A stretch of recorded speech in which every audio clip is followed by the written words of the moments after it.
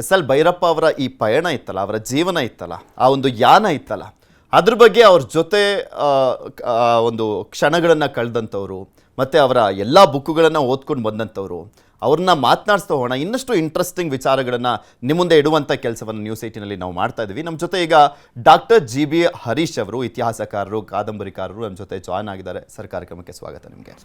ಹಾಗೆ ನಮ್ಮ ಜೊತೆ ಡಾಕ್ಟರ್ ಸುಧಾಕರ್ ಹೊಸಳ್ಳಿ ಅವರು ಕೂಡ ಅಷ್ಟೇ ಇತಿಹಾಸಕಾರರು, ನಮ್ಮ ಜೊತೆ ಜಾಯ್ನ್ ಆಗಿದ್ದಾರೆ. ಸರ್, ನಿಮಗೂ ಕೂಡ ಕಾರ್ಯಕ್ರಮಕ್ಕೆ ಸ್ವಾಗತ. ಮಾತನಾಡ್ತಾ ಹೋಗೋಣ ಸರ್. ಇಲ್ಲಿ ಎಸ್ ಎಲ್ ಭೈರಪ್ಪ ಅವರು ಇನ್ನಿಲ್ಲ ಅನ್ನೋದಕ್ಕಿಂತ ನಮ್ಮ ಜೊತೆ ಇದ್ರು ಅನ್ನುವಂಥದ್ದೇ ನಮ್ಮ ಹೆಮ್ಮೆ ಅಂತ ಕಾಣಿಸುತ್ತೆ. ಏನು ಹೇಳ್ತಾ ಹೋಗ್ಬೋದು ಎಸ್ ಎಲ್ ಭೈರಪ್ಪ ಅವರು ಅಂದರೆ ನಿಮ್ಗೆ ಏನು ಅನಿಸುತ್ತೆ?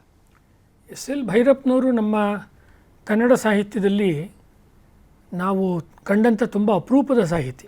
ನಾನೇನು ಹೇಳ್ತಿದ್ದೆ ಯಾವಾಗಲೂ ಅಂದರೆ, ಕಾವ್ಯ ಕ್ಷೇತ್ರದಲ್ಲಿ ಹೇಗೆ ಬೇಂದ್ರೆಯವರು, ಕುವೆಂಪು ಅವರು ನಮಗೆ ಅಚ್ಚಳಿಯಾಗದ ಒಂದು ಸಂಕೇತವಾಗಿ ಉಳ್ಕೊಂಡಿದ್ದಾರೆ ಕಾವ್ಯದಲ್ಲಿ, ಸಾಹಿತ್ಯದಲ್ಲಿ, ಅದೇ ರೀತಿ ಕಾದಂಬರಿಯಲ್ಲಿ ನಮಗೆ ಶಿವರಾಮ್ ಕಾರಂತರು, ಯಶವಂತ್ ಚಿತ್ತಾಲ್ರು ಮತ್ತು ಭೈರಪ್ಪನವರು ತುಂಬ ಗಟ್ಟಿಯಾದ ಹೆಸರು.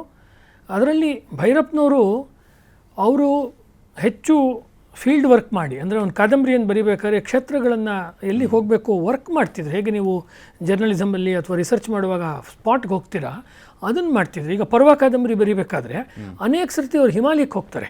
ಹಿಮಾಲಯಕ್ಕೆ ಆ ಕಾಲದಲ್ಲಿ ಏನು ಅವ್ರಿಗೆ ಯಾವ ಫೆಲೋಶಿಪ್ಪು ಇಲ್ಲ, ಗಮನಿಸಬೇಕು. ಒಂದು ಸಾಮಾನ್ಯವಾದ ಒಂದು ಮಧ್ಯಮ ವರ್ಗದ ಕುಟುಂಬದ ಒಬ್ಬ ಪ್ರೊಫೆಸರ್, ಕಾಲೇಜಿನ ಪ್ರೊಫೆಸರ್, ಯೂನಿವರ್ಸಿಟಿ ಪ್ರೊಫೆಸರು, ರಜೆಗಳನ್ನೆಲ್ಲ ಅದಕ್ಕೆ ಮೀಸಲಾಗಿಟ್ಟು ಮನಸ್ಸಿನ ತುಂಬ ಅದನ್ನೇ ತುಂಬಿಕೊಳ್ತಾರೆ. ಅಂದರೆ ಆ ಪರ್ವದಲ್ಲಿ ಮಹಾಭಾರತದ ಘಟನೆಗಳು ಎಲ್ಲೆಲ್ಲಿ ನಡೆದಿದ್ವು ಆ ಎಲ್ಲ ಜಾಗಗಳಿಗೆ ಹೋಗ್ತಾರೆ, ಅಧ್ಯಯನ ಮಾಡಿ. ಹೌದು, ಉದಾಹರಣೆಗೆ ಅಲ್ಲಿ ಒಂದು ಜಾಗಕ್ಕೆ ಹೋದಾಗ ಹಿಡಿಂಬೆಯನ್ನು ಅಥವಾ ಭೀಮನ್ನ ಪೂಜೆ ಮಾಡುವಂಥ ಒಂದು ಜಾಗ ಇದೆ. ಅಲ್ಲಿ ಹೋಗಿ ಅವ್ರು ಬರ್ದಿದ್ದಾರೆ, ಪರ್ವ ಬರೆದದ್ದು ಅಂತ ಪುಸ್ತಕ. ಅದರಲ್ಲಿ ಅಲ್ಲಿರೋ ಜನ ಪೂಜೆ ಮಾಡ್ತಿರ್ತಾರೆ, ಲೋಕಲ್ ಟ್ರೈಬ್ಸು. ಯಾಕೆ ಅಂತ ಕೇಳಿದಾಗ, ನಾಳೆ ನನ್ನ ಹೆಂಡ್ತಿನ ಯಾರಾದರೂ ಹೊತ್ಕೊಂಡು ಹೋಗೋಕೆ ಬಂದರೆ ಅವನನ್ನು ಕೊಲ್ಲುವಷ್ಟು ಶಕ್ತಿಯನ್ನು ನನಗೆ ಭೀಮ ಕೊಡಲಿ. ಇದು ಜಾನಪದ ನಂಬಿಕೆ, ಫೋಕ್ ಟ್ರೆಡಿಷನ್ನು.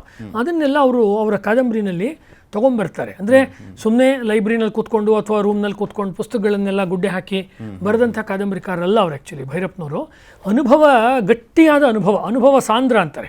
ಈಗ ತುಂಬ ಜನ ಲೇಖಕರಿಗೆ ಟೆಕ್ನಿಕ್ ಇರುತ್ತೆ, ಭಾಷೆ ಇರುತ್ತೆ, ಅಥವಾ ಅವರಿಗೆ ಒಂದು ಕಲ್ಪನಾ ಶಕ್ತಿ ಇರುತ್ತೆ, ಇಮ್ಯಾಜಿನೇಟಿವ್, ಅದು ಸ್ಟಫ್ ಇರಲ್ಲ ಒಳಗಡೆ. ಸ್ಟಫ್ ಎಲ್ಲಿಂದ ಬರುತ್ತೆ ಅಂದರೆ 3-4 ವಿಷಯದಿಂದ ಬರುತ್ತೆ.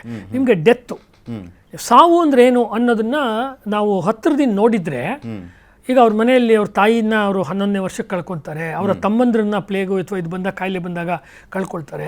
ಒಬ್ಬ ತಮ್ಮನ್ನ ಅವರು ಅಂತ್ಯ ಸಂಸ್ಕಾರ ಮಾಡೋದಕ್ಕೆ ಅವ್ರಿಗೆ ಏನೂ ವ್ಯವಸ್ಥೆ ಇರಲ್ಲ.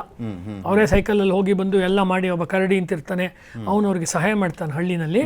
ಮತ್ತೆ ಆ ಕಟ್ಗೆಗಳನ್ನೆಲ್ಲ ಒಟ್ಟು ಮಾಡಿ ಅವರೇ ಅವ್ರಿಗೆ ತೋಚಿರೋ ಮಂತ್ರಗಳನ್ನು ಹೇಳಿ ಅವರು ತಮ್ಮನ್ನ ಇದು ಮಾಡ್ತಾರೆ, ಅಂತ್ಯ ಸಂಸ್ಕಾರ ಮಾಡ್ತಾರೆ. ಮಾಡುವಾಗ ಅವನನ್ನು ಹೆಗಲ ಮೇಲೆ ಹೊತ್ಕೊಂಡು ಹೋಗಿರ್ತಾರೆ. ಹೆಗಲ ಮೇಲೆ ಹೊತ್ಕೊಂಡು ಹೋಗಿ ಅಂತ್ಯ ಸಂಸ್ಕಾರ ಮಾಡ್ತಾರೆ. ಅವರು ಭೈರಪ್ಪನವ್ರು ಬರ್ದಿದ್ದಾರೆ ಅವರ ಆತ್ಮಕಥೆ ಭಿತ್ತಿಲಿ.